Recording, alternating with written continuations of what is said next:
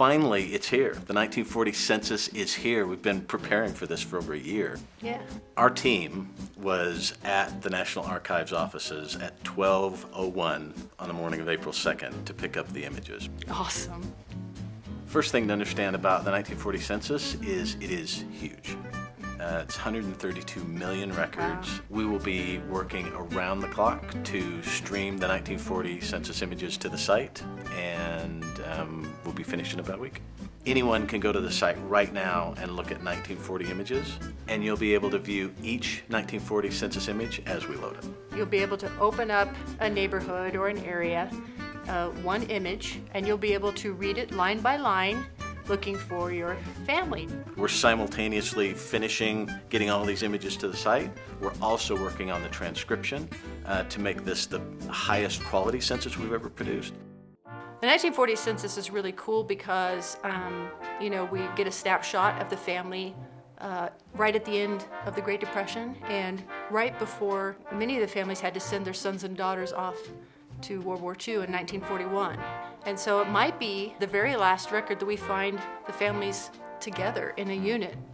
So many of the names there will be familiar. You recognize Grandma and Grandpa, you recognize aunts and uncles, Right. a lot of familiar people, but with information that you might not have known about them. To help you find your ancestor in the 1940 census faster, get an address.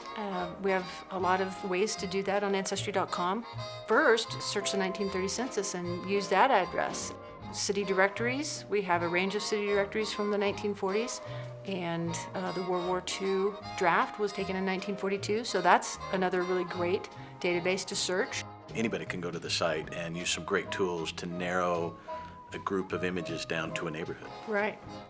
A lot of federal censuses have names, dates, family members, Right. Places where family had come from, but 1940 has a lot more than that. Including information about the highest grade that your ancestor achieved and way more detailed information on occupation and annual income for 1939.